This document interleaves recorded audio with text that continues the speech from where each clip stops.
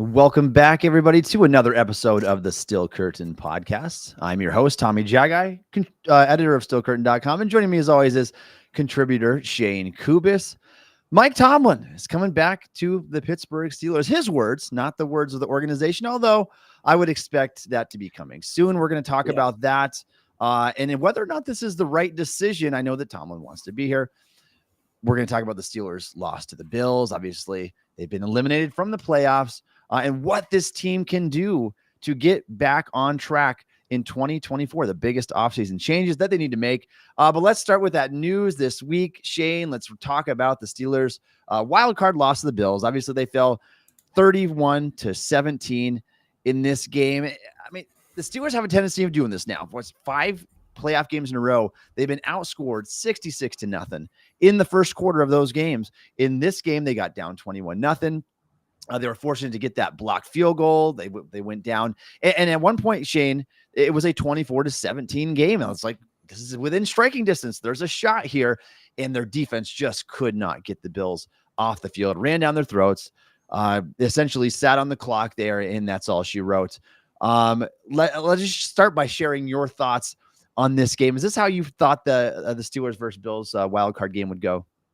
Especially once it got moved, absolutely. Unfortunately, this is kind of the outcome that was expected, and that's part of why. Like, I understand there's a lot of disappointment here. I understand there's a lot of reasons to be upset about the state of this team, but this is exactly how this game was projected to go from the start, right? Like, we're not a good matchup for this team. Like, we don't match up with them talent wise, especially with the health of the defense being an issue in the middle. Like, there was too much to overcome realistically. I think the weather would have helped had we been able to play, had it been safe enough to have the game the day before, but it still would have been tough. And the fact that we did make it a little bit close at one point, that it wasn't a complete and utter disgrace. I mean, especially compared to the other wild card games, somehow we were the second closest game on wild card weekend. So, I guess that's a badge of honor technically. I don't know, but it's just, this is how it was supposed to go, right? We don't have the firepower offensively. The defense was lacking a lot of the guys in the middle, and the guys that were out there were either, some of them were playing banged up. And, we heard Cam Hayward talk about how he hasn't really been fully healthy since the start of the season. Like, it just wasn't going to work out. Yeah, a rough game all around. I mean, anytime you start in a 21-0 hole like that, like it's all really hope feels lost. And I feel like to get out of that is nearly impossible, especially if you're missing your best player. I mean, the quarterback situation kind of all year was a little bit of a debacle. And so there's a reason why the Steelers were 10-point underdogs, the biggest underdog of any team this week. Now, obviously, it didn't end that way. Like you said, the second closest game, that's remarkable. That this 31-17 contest was the second closest game. And it's not because these teams are so terribly unbalanced. There were 3 upsets this week in terms of Vegas odds. There were 3 upset victories by the Buccaneers, the Texans, and the Packers. The Packers had that 42-point outing against Dallas Cowboys in their defense. And so there were certainly some interesting games, but only one close game, the Rams and Lions game. Yeah. Over wild card weekend. This loss stings, Shayne, but like you and I said, it's not unexpected. We kind of figured the Steelers would get bounced. In fact, that's what we wrote in our early predictions. I mean, all the way back when, you can say Steelers are either a 9-8 or a 10-7 team. They're if they make the playoffs, they'll probably be eliminated in the first round. And that's exactly what we saw, just not lasting enough change. And we can kind of see this was a bit of a fraudulent team from the beginning in terms of like their stats. I mean, they were outgained in terms of points per game. They 17-19, and they were outgained in yardage by 40 yards a game, and yards per play by a half a yard per play. And so you look at everything across the board.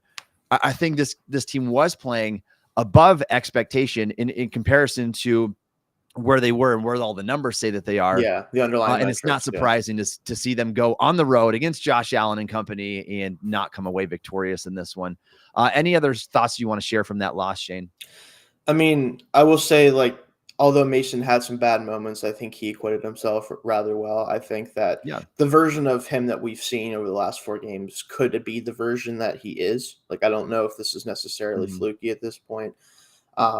Obviously the big plays are going to be hit or miss because that's really about the players more than him. But I think that he's definitely earned himself a long-term gig in the NFL in some capacity, whether it's with us or someone else as a backup. So good for him.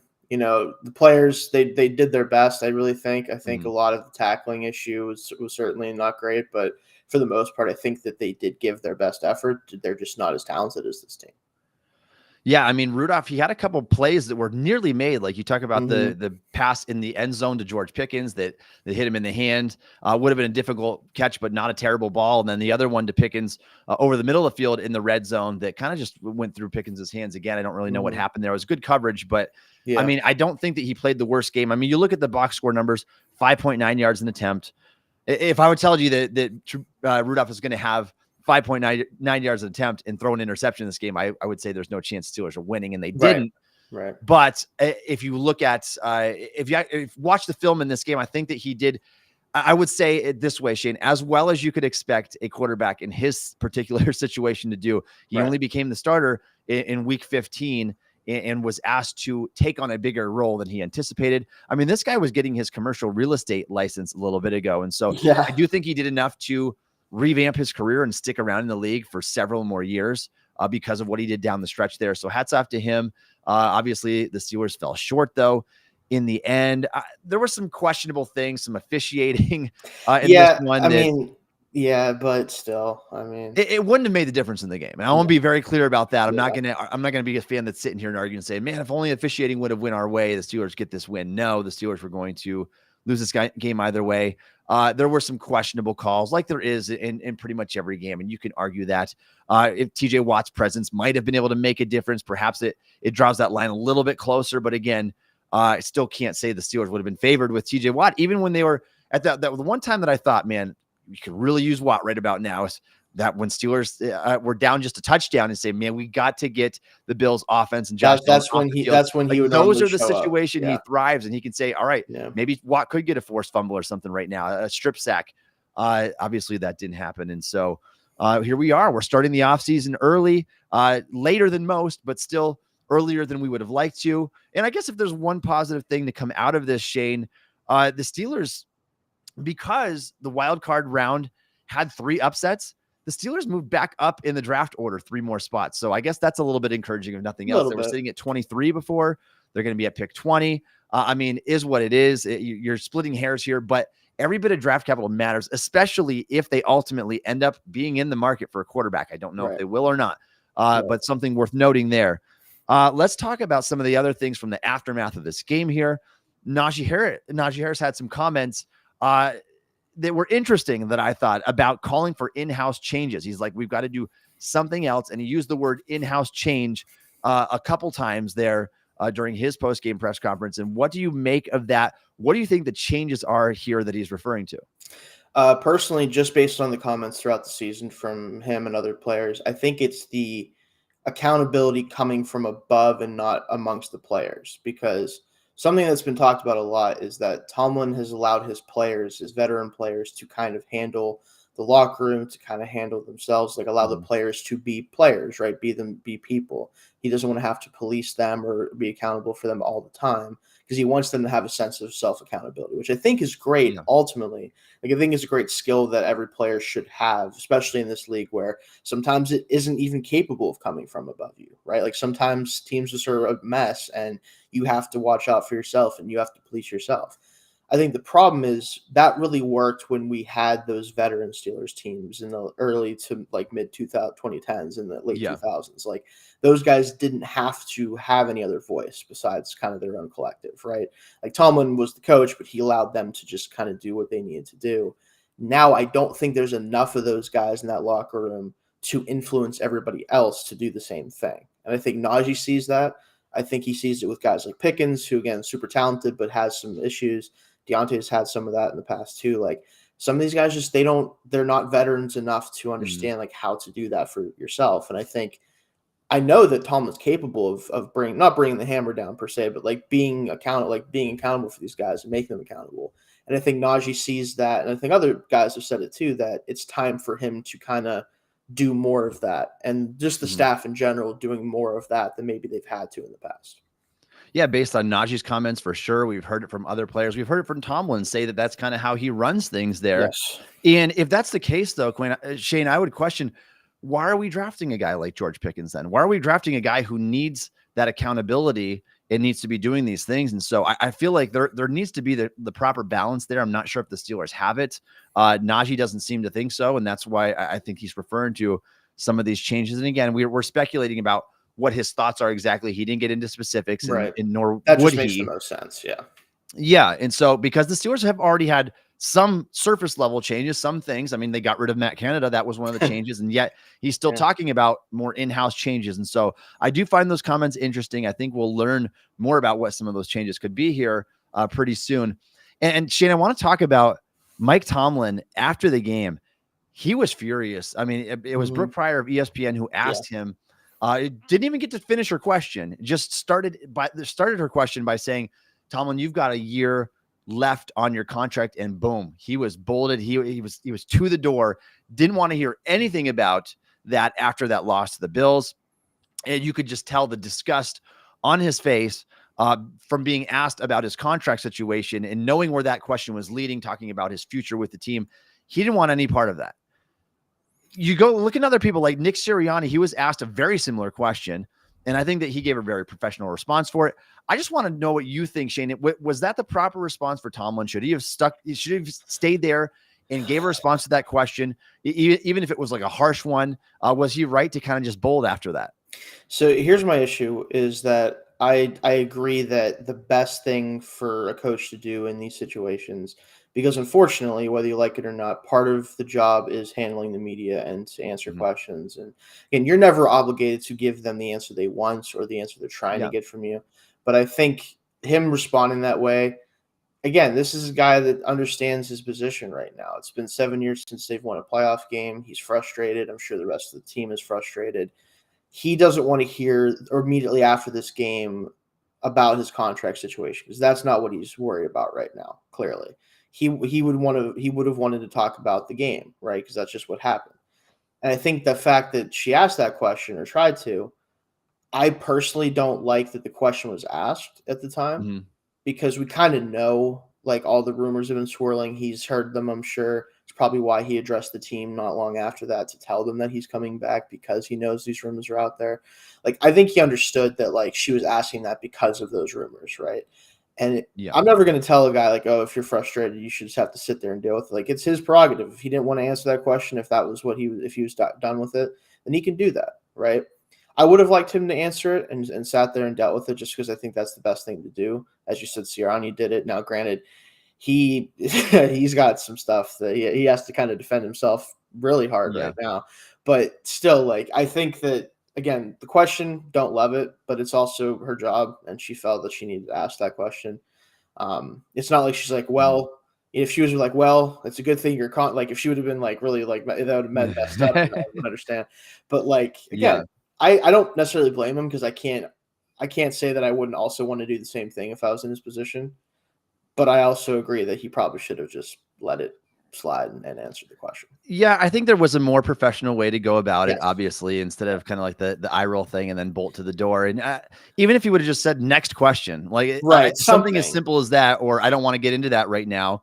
I think that there'd be a lot less talk about it in the media right now if he would have responded a different way. And so it is a both ways thing. I think that there were, I looked at the comments on Twitter, and there are a lot of people that were really upset with what Pryor had to say in phrasing her question, even just the beginning of the question that way. They didn't think that was fair. They shouldn't be doing that after the game. But then there was those former beat writers and people in the media that were coming to her defense as well and saying, this is perfectly fair. We've got a right to ask this question. It's not the first time it's happened. And so I can truly see it both ways. I do think that it probably should have been at the next media session. It probably wasn't the right time, but for Tomlin as well, probably not the right response either. Honestly, we've got a lot. Yeah, go ahead, Shayne. Real quick on that. I think what really does bug me is, like you said, the way the question was phrased to start. I really think if she wanted to get to the crux of the issue of the rumors and whether or not there was an extension looming or whatever the situation is, if she would have simply said, Coach, there's been a lot of talk, rumors recently about whether or not you may be looking to step away or just, maybe not be the coach of this team next year. Do you have anything that you have to say about that? Do you have any comment on that? I think even just asking it that way may have allowed him to be able to take the the reins of that and be like, okay, well, let me tell you, right? Like that, I think would have helped her get the answer she wanted ultimately. But again, I'm not in the media. I'm not going to tell her how to do her job. That's not what I do exactly. I don't interview people in that way. So like it is up to her to ask the question she wants to ask. So yeah, and maybe, and I don't know. I mean, even phrasing it that way, Shayne, would he have still been kind of upset with maybe just a question about the future? I don't really know. I mean, but I agree. If she would approach it differently, perhaps there's a different outcome there. it's possible. What we do know is he's going to get asked about that this week, and he said now that he made it clear. And so we're going to talk about Tomlin in just a second. Yeah. The Steel Curtain podcast is running a deposit match promotion up to $100 for any new Sleeper Daily Fantasy user. Make sure you use the code FANSIDED2 when signing up to receive your deposit match. Please remember to always game responsibly. Scan the QR code on the screen to see if you qualify. All right, and if you guys are joining us here in the live chat, please ask your questions in the chat. Shayne and I would love to get to those pertaining to Mike Tomlin, the future of the team, where they should go in the draft, whatever. We'll kind of shoot the breeze here as we continue on our discussion topics. And let's talk about Mike Tomlin. Just recently, Shayne, last evening, it was Tuesday evening, Tomlin came out and said that he is staying with the Pittsburgh Steelers. He has every intention to, paraphrasing, of course, every intention to stay and coach the Pittsburgh Steelers in 2024. We know where he stands right now. He doesn't want anything else, and it's probably why he got so upset at that question, because he already had his mind made up. He's coming back, and he's going to try to fix things. What do you make of this? I mean, I'm not surprised, obviously, to see Tomlin respond the way he did. In fact, I expected nothing less, really. Is this what you expected of him? I did. I mean, the rumors were certainly there, and I think that there were enough people saying it that it made you think that maybe there was some truth to it, right? That at least he had conversations with people about whether it was a good time to step aside, even if it was not permanent, just for a while, from coaching. But I think, honestly, weirdly enough, the frustration and this continued lack of playoff success, I think, is part of why he probably is back and plans to be back. I think he wants to break through this drought that they're in. I think he wants to be a part of why they do it too. And I think, obviously, they're going to let him do that. I think that this is something where it's not just, I'm coming back, and the team doesn't have a say. Like, obviously they have a say, but I don't think there was any chance they were firing him. I think there was a chance that they worked together on some other resolution, possibly, if he didn't want to coach this team in 2024. But now that he said that he is, again, I'm not surprised that that's the case. Yeah, I don't think anybody should be surprised at it. Even with the rumors, I thought there was a chance. I will say that, because we've heard enough now. We've seen where this team has been heading, and it wouldn't be the most unusual thing. We saw Sean Payton do something similar, and the fact that even Schefter was talking about it, saying, or perhaps he would step away. I think that possibility was there. I still thought that he was coming back. Now the question becomes, Shayne, does Art need to step in now? Does Art Rooney too need to step in now? Does the front office, do they need to have a meeting, say, all right, look, we need to talk about the direction of this team? Is Tomlin coming back what's in the best interest for this team? And I know you'll get people on both ends of the spectrum here, just really hard, one way or the other. Of course, he is a Super Bowl winning quarterback, or no, there's been no success. I tend to be a little bit more in the middle here, but I feel like we need to talk about the elephant in the room here, and that is the lack of postseason success. I mean, this team now, 7-year drought without a playoff win. 23 other teams have had more playoff success during that span. That's a lot of teams. In the last 13 years now, the Steelers have 3 playoff wins in the last 13 years. That is one of the lower marks in the NFL. I believe that there's 18 teams above them in that span as well.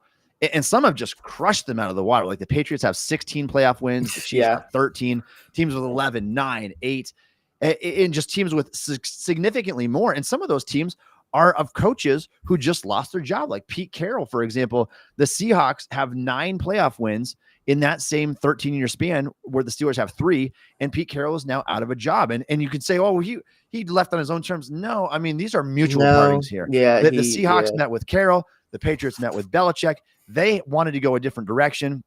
And by the way, the Patriots have won a Super Bowl more recently than the Steelers have won a playoff game, if that puts it into perspective for you. And it's Bill Belichick we're talking about here. I know he's going to be a 72-year-old guy this year, but somebody's going to want him. This is the most winning coach in NFL history. And so is Tomlin at that level? I think, honestly, I think as a comparison wise, you can compare him to Pete Carroll because he's got the Super Bowl win. He's got playoff success, albeit Carroll has more recent success and a much better playoff record than what Tomlin has. And so I think those things need to be taken into account as well. Why is Tomlin's job so untouchable?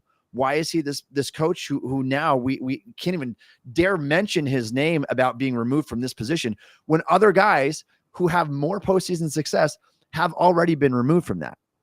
Shayne. So I want to get your thoughts on where this is heading and what you think about all this. It's really interesting because I think obviously when you look at it the way you did, and I think it's totally fair to look at it the way you did, it makes a lot of sense to compare those situations and go, well, this guy loses his job and this guy, why is Tomlin not able to lose his job? Well, I will say the situations do get a little different if you dig into it. With Pete Carroll in particular, I do think it was simply, he is getting up there in age. I think they simply just want to do something different, right? I think they want a different voice there because they have plateaued a little bit over the last couple of years.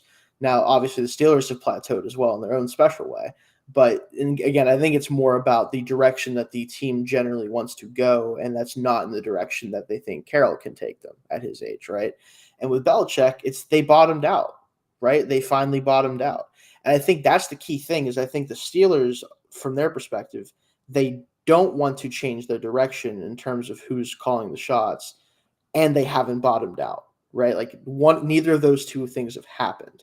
I think until one of those two things happen, he pretty much is probably going to have a safe job. And again, whether you agree with that or not is kind of irrelevant in this situation. I think it's totally fair to argue that it should be something that they consider to do as far as moving off of him in some capacity, taking either some control away or whatever it is, right? Something changing with his status with the team. I'm not going to argue with anybody who says that there's reasons for that.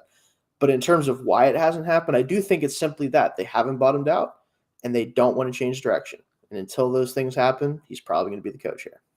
Yeah, I think that's the exact reason why he's going to end up coming back in 2024. Because, again, you could look at the other side of the argument there. 17 straight seasons without a losing record. I mean, that means something, whether you like it or not. Yeah. It means something to the Rooneys. It means something to the organization. The consistency. And this team, the consistency. They're never bad enough. Having said that, they have plateaued.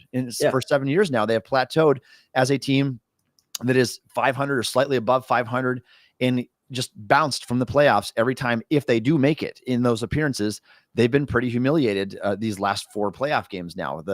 This one, the Browns game, the Chiefs game, and then go back to the start they had against the Jaguars game before they had to fight back. Like every one of those games, they dug themselves a big hole early on. It's why in the last 4 or 5 playoff games, they're 66-0 outscored in the first quarter. And so it's just not good enough in terms of that anymore. And so I do think that even with the regular season record, as impressive as it is, Shayne, the fact that 18 other teams have had more playoff wins in the last decade, 13 years, I should say, to be exact. The last 13 years, there's been 18 other teams that have more playoff wins.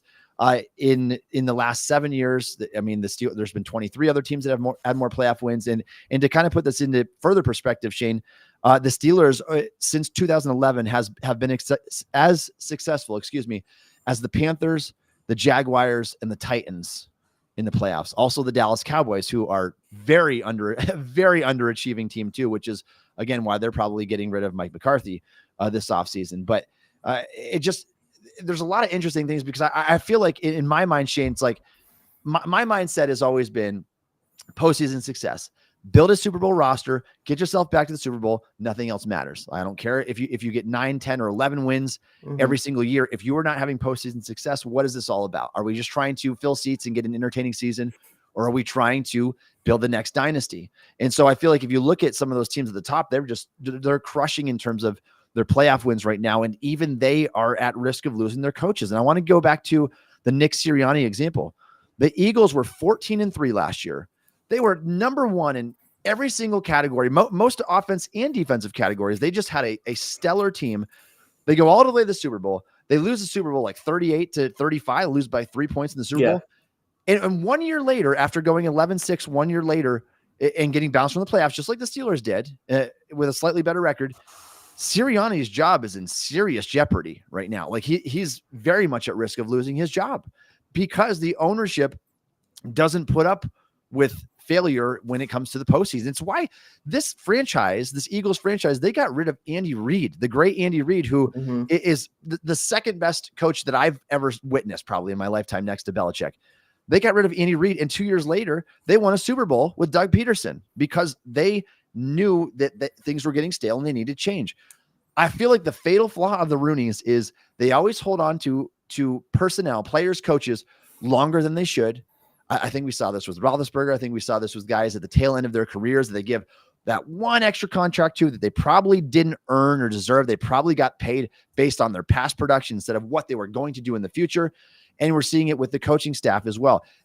Everybody, they're loyal to a fault, as in keeping everybody around a little bit longer, just a little bit longer than they should. And in hindsight, it ends up saying, well, we probably shouldn't have done that. But I don't know. That's kind of where I am about the whole Tomlin situation right now. I know, and trust me, if you're a Tomlin supporter out there, I totally get it. I have been, and I am. I think you could do so much worse than Tomlin. It's kind of like the Matt Canada situation, right? Like the Steelers had coordinators. They weren't getting the job done. They make the switch, and you can do worse. We saw it with Matt Canada. You can do far worse at head coach than what you have done with Mike Tomlin. You could very well bottom out the next year. You could go and be like the Patriots were this season. At the same time, can his philosophy for winning and just slapping duct tape over this sinking ship, is that going to be good enough year after year with the consistency that they do in free agency? Is that going to be good enough to get them over the hump? That's the issue with this situation. I think why it's really complicated, because you have to at some point ask yourself the question, not so much because this is where people get in trouble, right? This is where people get ridiculed on Twitter and you get laughed at, is when you're like, he's a bad coach, he should be fired. Or like you get into that territory. It's like, okay, let's back up for a second. The question is not about that. The question is he the correct coach for this team at this point in time moving forward? That does have debate-worthy conversations. You can debate that. If you're debating about whether he's a good football coach, you and I are not watching the same sport, right? We're not having the same conversation, right? And then I think that's where people then they start fighting about, you know how it is, right? This is how it gets. But I do think it's very much a question if he's the right coach for this team moving forward. Now, I think more importantly is, can you, with him, set up a infrastructure where some of the things that are holding this team back that he is responsible for, his general philosophy, his conservatism in terms of, he showed a little bit of life at the end of the season when things got hairy, where he was a little bit more aggressive. So maybe he learned from that, maybe at this point, and we'll find out. But can you find the balance of can he just coach this team and leave some more things up to others, right? Let Khan build him this roster and basically set him loose on it. Can he find an offensive coordinator in particular that can be his own guy and do whatever he feels is best offensively, and let Tomlin handle everything else? Can they do these things? And can the Rooneys tell him this? Are they willing to say, listen, we think you're a good enough coach independently to be the coach for this team, but things around you have to be different. Your approach to certain things has to be different. And if he tells them it ain't going to be different, then he probably isn't the right coach then. That's where the conversation starts and ends, is his willingness to change the things that have not gone well. Yeah, and I think it's so important to have that conversation. I'm sure that they will be having some variation of that with the front office and with the Rooneys, but I feel like the direction needs to change. Like if you're going to go in with the same philosophy for the nth year here and say, we're going to play conservative offense, we're going to take care of the football, we're going to play good defense, we're going to keep most of our coaching staff, all that kind of stuff, that should not fly. I mean, and I think that's where I know that Tomlin has seniority over everybody there besides ownership. That's where I feel like even Khan and Weidel would have to voice up and then say, all right, this is not the direction that we're feeling right now. And Weidel came from the Philadelphia Eagles organization that they did not tolerate the lack of postseason success. They would have undoubtedly made a change earlier than this. They did it with Andy Reid when he did it with Peterson too. They did it with Peterson after he won a Super Bowl. So that's what I'm saying. They might do it again with Sirianni after he was this close to winning a Super Bowl. Yeah. So they don't tolerate that, but somehow it's worked out for them all the time because they're continually right back on the top. Now, obviously, I'm not talking about history because the Right. Steelers have more Super Bowl wins Now, going way back to the 70s. I also have to mention something with the Eagles is they do also have Howie Roseman as a GM. That really helps. Having that guy as your, but I'm just saying, like in general, like the coaching situation, and I wanted to throw this out about Sirianni too, is like there's going to be conversations about him and like McCarthy and stuff like that. Like, wow, they might get fired. They were better than the Steelers this year, and they've had more recent success than Steelers. It's like, yeah. However, I will say with McCarthy, he just has shown this ineptitude in specific things that Jerry Jones just isn't willing to deal with, I think, at this point. And then Sirianni, I've made this joke with friends and other people, but I would legitimately go to him and I'd be like, what is it that you do here? Like, what do you actually do? Because you lose your coordinators and all of a sudden we can't play football anymore, like halfway through the year. So what do you do? Like, what? Like that's the thing is with Sirianni, there's questions like, what does he do well, actually? Because with him, like he's always been surrounded by all this talent of coaching, either behind somebody or above them. And now it's like, okay, well, now they're not here. What do you do? And I don't think Tomlin has the same problem, but it is funny that, you know, that's why he's going to lose his job if he does, is because he can't say what he does. He's like, I don't know. Yeah. It reminds me of that episode of The Office where Ellie kind of just steps in there and is the boss now. So, but no, it is interesting because, again, the Eagles, they lost Shayne Steichen, and he was obviously brilliant with the Colts. And so maybe that was the bigger reason for their success. And Shayne, this is why I've made the argument. If I was a Lions fan, I honestly think that Dan Campbell's great. I would want to make Ben Johnson my head coach. I really would. I think it sucks to say that, right? Because I think Campbell's really good, but Johnson is also really he's a super high energy guy, just a lot like Sirianni is. But I feel like if you get the guy that has that special niche, like that offensive, the play caller that has that special niche, I think those guys are extremely valuable. But in fairness, Shayne, I think we can almost go back to Tomlin and say, all right, you don't call the offense. I know you got a big hand in the defense. So are you in some ways a little bit like Sirianni, a little bit that way? I don't know. What I will say about Tomlin, and he's very Vrabel like in terms of you get your players to play and play above expectation. And so I think nobody's going to question him there at all. And Shayne, I want to go on record saying this too, because I want people to be very clear that I think that Tomlin is a good coach and has been a good coach. Right. Yeah. I wrote an article depicting the 3 biggest reasons why why Tomlin is too good to straight up fire. Like, I think that should not be an option. You can't straight up fire the guy. He'll get a job instantly. Not that that's the reason why you shouldn't fire him, because but it changes how you do it. Yes. How you go about it. But I do think that he is too good to simply fire. I think that if the Steelers were to make that change, I've been very clear that it needs to be either letting him step away if that's what he decided to do, or trading him and getting capital out of the guy, because again, he's just too good to just cut ties with and not do that. There's so many factors this year. And I think it's going to be so fun to talk about, because this particular hiring carousel for head coaches is phenomenal. Like, it's one of the best that I've seen. And so if that window did line up, Shayne, where the Steelers could say, all right, we're going to move on from Tomlin because there's Jim Harbaugh, or because there's Ben Johnson, because there's Bobby Slowick, because there's Mike Vrabel. Like, there are so many quality options that could be that next long-term guy for the Steelers. I would really like this year in particular, the way that it lines up. My fear is this, Shayne. If the Steelers say, all right, we're not going to re-up you, we're going to let you play out the final year of your contract in 2024, they could go into a hiring circle next year and say, where's all the coaching candidates here? I think we missed it by a year. And very similarly, I compare it to like the Steelers quarterback situation, where they needed a quarterback. They took one in 2022 with Pickett. If they would have waited a year, then you get CJ Stroud and Anthony Richardson. And so I really fear that would be the situation that arises. Now, obviously, guys can come out of nowhere and could be proved to be good candidates, but if they wait until next year, are they going to miss out on this wonderful coaching circle? I think it's totally possible, because hiring cycles are very much high variance a lot of the time. Like, who's available? Because sometimes you're a year early, where like a guy like Ben Johnson last year was interviewing, but he decided he wanted to run it back with the Lions, right? So you don't get him. Or maybe Harbaugh decides he's going to go back to Michigan, and then he's gone for however many years or whatever else. Like, obviously, Bill Belichick being on the market is also very weird. It's not a normal thing. Obviously, same thing with Vrabel to a different degree. But I think, honestly, what they should do, or what they should really be striving to do, is try to find that up-and-coming offensive play caller type. Try to find that guy. Yeah.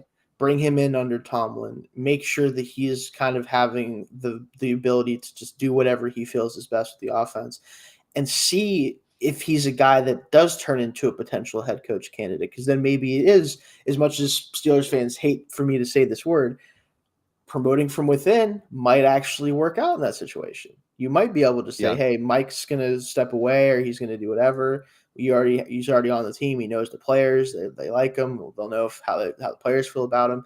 Maybe you just elevate him. People were talking about that even with Flores, if they would have hung on to him, right? Like maybe you just elevate him after Tomlin's done. Like I think that could be something that they want to try to do, or that would be smart to try to do this cycle. But it doesn't feel like that's going to be quite how they go about it, though. Yeah, just if you're going to do that, Shayne, just don't get it from your own coaching tree. No, exactly. Don't go get a retread like Byron Leftwich or someone. I think that if you do that, like get a McDaniel understudy, get a Kyle Shanahan understudy, one of those type of guys who could be the next innovative mind like that, because I think that's your best chance at getting that Ben Johnson type guy where you could say, yeah, it would be wonderful to be able to go straight from Tomlin to that, like a Lions situation where you've got a good coach in Dan Campbell, but you could go to Ben Johnson if you want to. Not the Lions are going to do that. They'll stick with Campbell, and Ben Johnson's going to go elsewhere. But I do feel like in order for that philosophy to work, you can't just stick with what you have. Like you've got to go to the next thing. You've got to try to get that innovative mind. And I'm sure there's going to be so many thoughts in different avenues here that they could explore. And so I'll be super interested to see where this goes. All right. If you are a fan of Pittsburgh Steelers football and you would like to support the Steel Curtain podcast, please consider subscribing to the Steel Curtain podcast on YouTube. We appreciate all of your support. All right, Shayne, let's talk about the biggest offseason changes that the Steelers must make as we head into the 2024 offseason here. It doesn't look like there's one coming at head coach. I know a lot of fans were hoping for that. They think that it needs to start at the top. Obviously, the Rooneys aren't going anywhere. What's the next step down? It's Mike Tomlin. And I think that there's a case to be made there, right? You start at the top when you don't have success in the postseason for this long. Why not start at the top? Tomlin's not going anywhere by the looks of it, unless in the rare situation where Art comes out and tells us that the Steelers have decided to move in a different direction, despite Tomlin's wishes, something that we said all along, Tomlin's going to be able to dictate this situation. Yeah. So the next best thing, like Shayne, what other moves need to be made by the Steelers this offseason that are the most pressing to get this team back on track?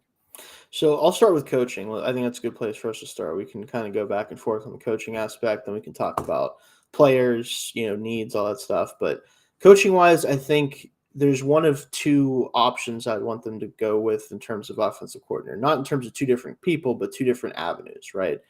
The first avenue is you find somebody who is a proven play caller, somebody who has done it in the past and had good success.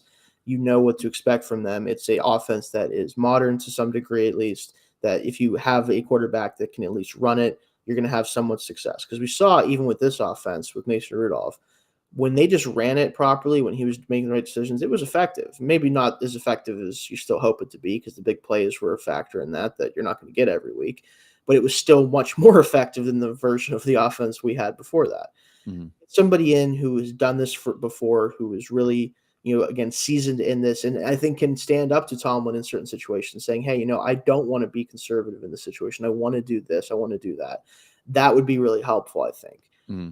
The second option, and something this kind of leans more into the potential of maybe a promotion down the road or whatever type of thing, or just somebody who is a little bit less known or a little bit less experienced, bring someone in who is a fresh offensive mind, bring someone from a Shanahan staff or a McVay staff or whatever, someone who is young, upcoming, has the chops to call plays but hasn't had that opportunity yet.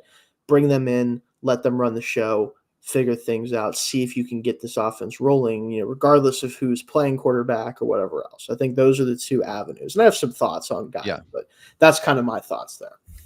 Yeah, I think that you're right with that. And I think that going with the seasons guy, it's a little bit more of a stable thing. What you're getting with it. Right. The other one's a little bit more boomer bust. I would rather go the boomer bust route. Honestly, I'd rather it work or it doesn't. And if it doesn't, then we'll know. And if it does, then great. You might have your next head coach candidate.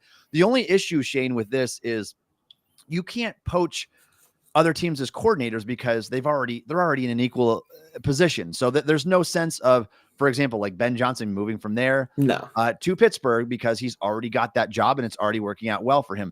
So what you would have to do essentially is you'd have to poach somebody else's positional coach, quarterback, wide receiver, tight end, running back coach, somebody's passing game coordinator. And those are basically your options. And so there's a lot of unknown. Like, I don't know how well, like how much connection like the front office and Tomlin and these guys have with like these assistant coaches elsewhere. But I think that it's probably a worthwhile gamble. And if you're going to do that, like I said, do it with these offenses that have had tremendous success. Like I feel like the best rule of thumb here, can't go wrong with someone from the Shanahan tree, right? Like if you're going to do it, look at how good Bobby Slowick's been already. Mike McDaniel, obviously.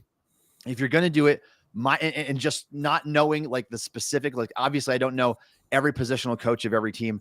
Not knowing the specifics here, I would say your best bet, probably go from one with the Shanahan tree that has had a top 5 offense for I don't know how many years in a row now. And so I just feel like that is probably my preference of the way to go, rather than the retread guy that's bounced around with 3 or 4 different teams and has had success, but might not be quite as innovative or fresh ideas as maybe some of the younger guys out there.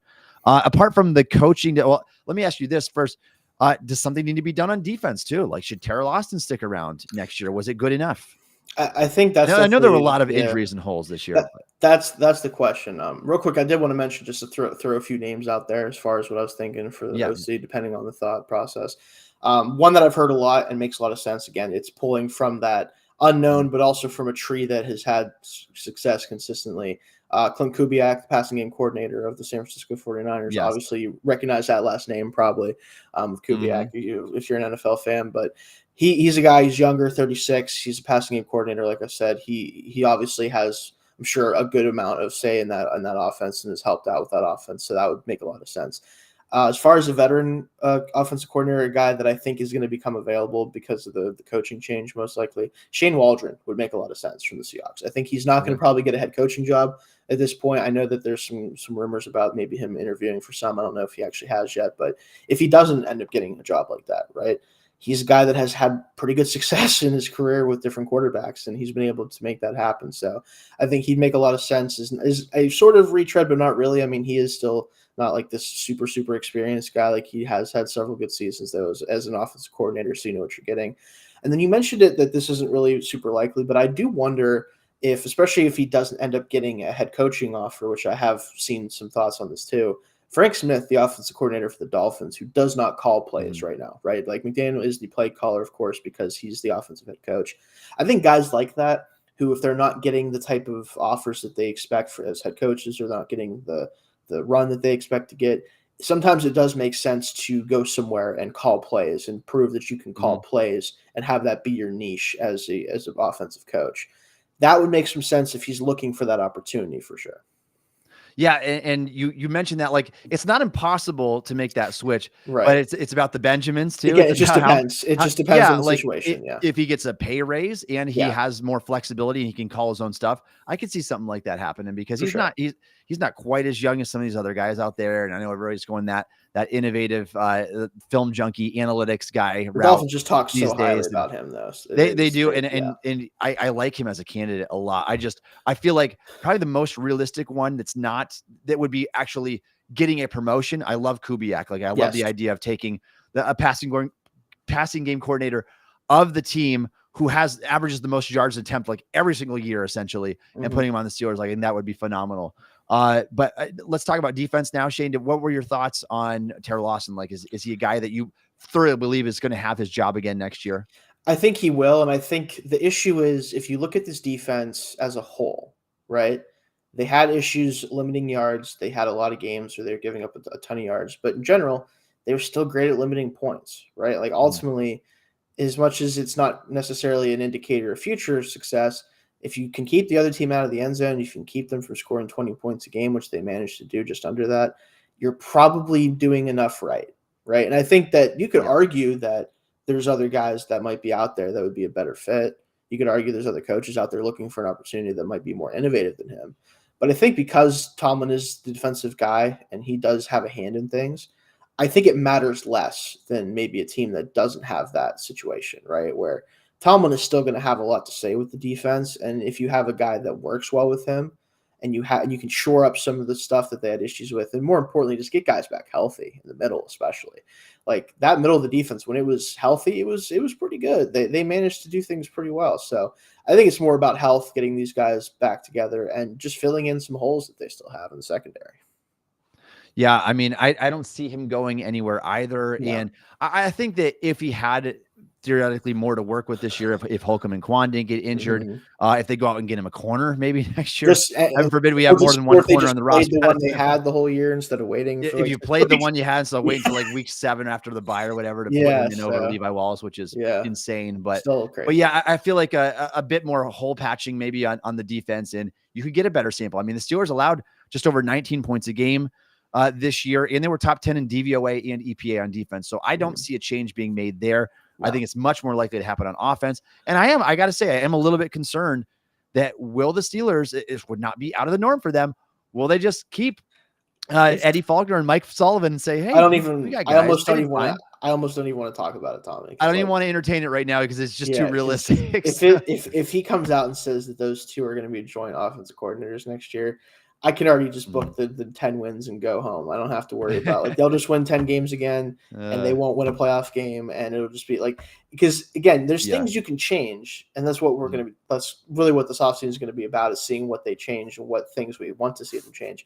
There's ways to make this situation completely flip on its head. There are avenues to do that, but they have to be willing to do it, and they haven't given me any real reason outside of Khan and Waddle getting more involved, and you could tell their stamp on the draft classes and stuff. Outside of that, like they haven't given me enough reason to believe that's going to happen. Oh, I know. And that's the part that's a little bit concerning too. And again, it's not that Faulkner and Sullivan can't be good in their roles, but if you're just running with that 4-game sample, basically, and saying, yeah, this is what we need. This is good enough. We're going to come back next year. I mean, I think the one change, if it's not Tomlin, it doesn't look like it's going to be, the one change that fans should be rooting for this offseason with the Steelers is a new innovative offensive coordinator, one that's going to completely revamp that and not take any of Matt Canada's old playbook or anything that way, bring in their own ideas. I think that is the one thing that all fans collectively should be rooting for, even with the somewhat success they had down the stretch. I think that, and this is what worried me. And I want to give one more thought on this, Shayne, because people will ask, well, why not Faulkner and Sullivan? They did good enough. I think you give this a few more games to play out, I think teams would have been onto them very fast. It's not like their passing concepts were anything fancy. There weren't any pick rubs, that kind of stuff that are engineered to get players open. It was better than what Canada did, but it was still a variation of that. And not only that, but I think they would have figured out the quarterback really fast too. I think given a few more games, they would have figured out Mason Rudolph. They would have figured out a way to slow him down, and the offense would have come plummeting back down to earth again. And so I do think that you need that change.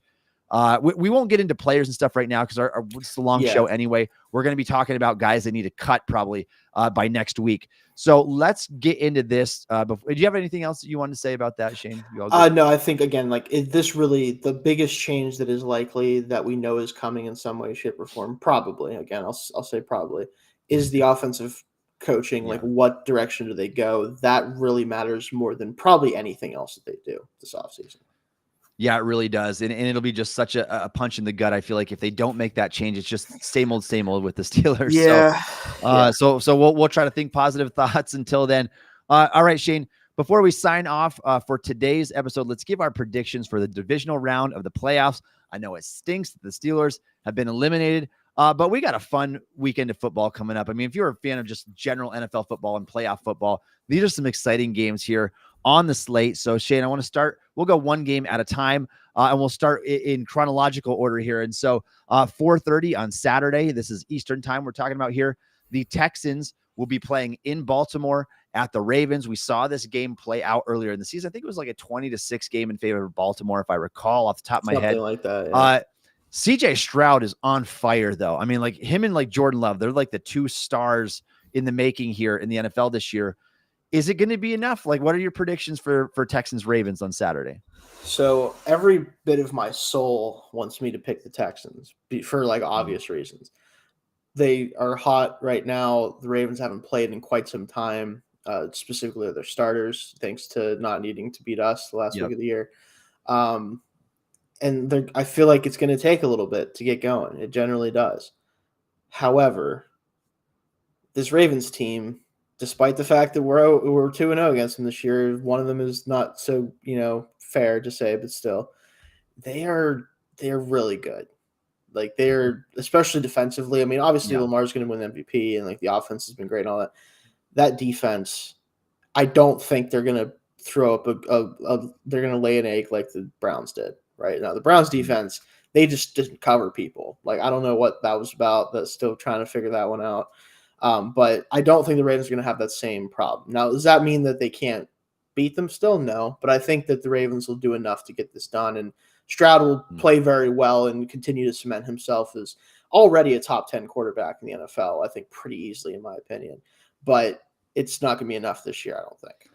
Yeah, I'm with you. I'm rooting for the upset. I'm rooting for CJ Stroud. I think that he's a pretty cool guy, and I'm just excited about his story. It sucks that there's another awesome quarterback in the AFC for the next 15 years, but tell me about I would love to see that play out as well. And there's a possibility of it, just because, I mean, anytime you rest your starters for 2 straight weeks, you could have a little rust that you got to shake off early on here. And so it's going to depend on how this game goes early, I think, for the Texans. But the Ravens are just a powerhouse team. I mean, they pulverized the 49ers this year. And so I think that Baltimore takes this one as well in that early game here in the divisional round. All right, Saturday night, Shayne, we've got the 49ers hosting the Packers. I'm excited about this one. I know it's the NFC game, but we just saw just remarkable, like so many traces of Aaron Rodgers in what Jordan Love did this past week against the Cowboys and what he's been doing for the whole second half of the season here. Is it possible to get a big upset? I think they're 9.5-point underdogs last I looked. And so it'd be a big upset over one of the most well-balanced teams in the league in San Francisco. Yeah. So as a Jordan Love truther myself, someone who has always believed in his talent going back to the draft, this has definitely been fun to watch down the stretch here. And I think that he's figured things out fully. I think the stuff he's doing off platform, the throws, like you said, so much of it is reminiscent of Rodgers.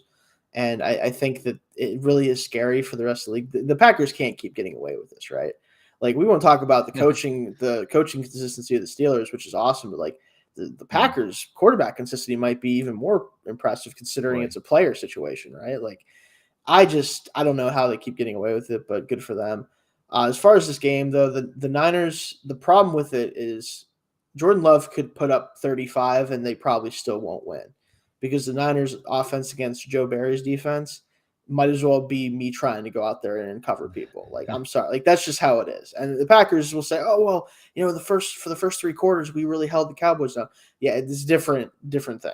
Like, I understand the Cowboys offense was technically the best in the league this year in terms of points and stuff. It was they're not the same, right? This is a different type of – this offense is much less susceptible to just weird, bad games, right? And granted, their quarterback could do it. He's already done it against the Ravens and everything. But I have a feeling they know how to play this team. They know what to expect offensively and defensively. And it could be fun. Could be a close-ish game, but I have to favor the Niners pretty easily here. Yeah, the Niners just have a lot more talent still than what the Packers do. And I like a lot of the players on Green Bay, but it's not really close in terms of the talent gap between these two. And so I agree. I think if Brock Purdy does show up, and I would expect him to, he won't have to do that much, honestly. That's the thing. He won't have to. That's the thing. He honestly probably won't. And Jordan Love is going to be asked to do significantly more. Yeah, he's going to be just trying to trade blows, and it's going to be tough. Yeah, it will be. I'm kind of hoping for one of those shootout games. Like I'd love it to be like a back and forth affair here. But I can see that. I agree. I don't think the upset's going to happen. I'm pulling for the Packers. I think that would be a great story, and I want to see another great quarterback in the NFC. They need more of those. They really need more of those. So, but I think the 49ers pull this one out. All right, let's move on to Sunday. We got the Buccaneers at the Lions here. I don't know if anybody would have expected this playoff matchup, especially knowing that the monumental collapse the Eagles had down the stretch here, which made this matchup possible to begin with. But now we've got Baker Mayfield against Jared Goff. Is this where the Bucs luck runs out here? I want to say yes, but like something about it makes me want to say the Bucs can do this. Like I don't really know because The problem is you don't gain any knowledge from the Eagles game because the Eagles are just so in the dirt, like they were just so down bad. Like it was so bad that you don't know what to make of the defensive performance by the Bucs because like you give up 9 points to the Eagles, sounds great, but the Lions offense is different, right? Like this is an offense that actually works properly. And I have a hard time thinking anyone on that team can cover Amon-Ra St. Brown. Like that's my biggest problem is like, you might be able to deal with Laporta with the help of the safeties. You might be able to shut the run down because you have a beefy defensive front. I don't know if you can cover him specifically. And I think that might be enough because I think the Lions defense has its issues, but they made some key plays in the game against the Rams, against an offense that is much better than the Bucs offense, even though the Bucs offense has been good. I think the Bucs run game is just not good enough to be a threat to kind of give that balance, right? So to kind of help out Mayfield. So I'll take the Lions, but closer than maybe people think. I think it will be a very close game. Yeah, I can see this one being potentially the closest of the group. And Baker's coming off of a good game. I mean, that guy is energized and he is not afraid to sling it. And so I do like watching his game. I do think, though, that the Lions are more talented. They're more well-rounded. I think that their play calling is awesome. And I think that they're probably going to get this one by a score. And so that brings us to the final game, and this is the one that I'm most interested in watching. Honestly, you get an amazing quarterback matchup. The Chiefs at the Bills. This game 2 years ago in the playoffs was the best playoff offensive performance I've ever seen, and probably maybe the most entertaining game that I've ever watched before. Just the back and forth, ended up being like 42-36 or something like Whatever that. It was crazy, yeah. And so many scores right at the end of the game and in overtime. And you obviously have two of the best quarterbacks in the league. Bills are red hot right now. The Chiefs are the Chiefs, and they got Patrick Mahomes. How do you think this one plays out? So I just want to throw this out there. This is the first road playoff game that Patrick Mahomes has ever played in, which is so stupid. Yeah, because he's been in the playoffs every year of his career, including the year he didn't even play. And it just sounds stupid. You know, obviously Super Bowls are not home or road, so it's different. But like he's been either at Arrowhead or the Super Bowl in his entire career. I will say this Chiefs team is different, and I think in both good and bad ways. Right, the offense is a shell of itself compared to what it was even last year and the years before. Mostly because only two people on the team can ever catch the ball at the same time, right? Like that's really all they have going for them is two guys of the whatever amount they have can catch the ball. The other guys can't that week, right? That has to be different. And I think the defense, though, is the best we've seen in the Mahomes era. That's the crux of the issue here is I think the Bills are more balanced because their offense is very, very good, and the defense has stepped up in the last month and a half or so. However, it is still Mahomes. He's probably going to make something happen despite his team trying not to let him do it sometimes. And I think it's going to be really close. The Bills being at home does make this a little bit different because I don't know how Mahomes plays on the road in the playoffs because he's never done it. I don't know if it makes a difference to him. I'm going to pick the Bills, but by like 3 points. Like this could easily go down to the wire just because of the talent on both teams. Yeah, if this game was played in Arrowhead, I would confidently pick the Chiefs. I think they'd figure out something. Yeah, but I'm going to still pick the Chiefs anyway. And I don't blame you. Patrick Mahomes is 12-3 in the playoffs, and even if you look at that Ice Bowl game they played against the Dolphins, I thought Mahomes played a good game. I mean, there was everything big drop passes. Yeah, I mean that's throwing a frozen football, and the weather conditions aren't going to be any worse for this, I wouldn't believe. And so no. I do think that the Bills definitely get an edge here with this home game. And again, though, this largely, let's be honest, it'll come down to which Josh Allen we're getting for this game too. It really does. So yeah, really is it the one that's going to throw 3 picks, or is it the one that's going to be the guy that went toe-to-toe with them like they did the last time around, and it was the Chiefs that came out? But I hope it's one of those type of games and not like their earlier matchup that we saw. So I am taking the Chiefs. I do think it'll be a 1-score game. And we'll see how Mahomes looks in his first ever playoff game. But I mean, it's Patrick Mahomes we're talking about here. And so he has the capability. That's going to do it for us today, everybody. Thank you for joining us here on the show. If you were live with us, we go live every single Wednesday at 1:30 p.m. Eastern time, most Tuesdays as well, with a show that Shayne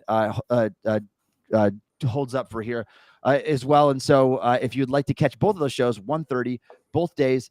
Thank you for joining us today on the show. You can follow Shayne on Twitter at Shayne Kubas. You can follow me on Twitter at Tommy Jaggi. You can download the Steel Curtain podcast wherever you get your podcast. Also check us out on YouTube or ask Alexa to play the Steel Curtain podcast. And thanks for listening to the Steel Curtain podcast.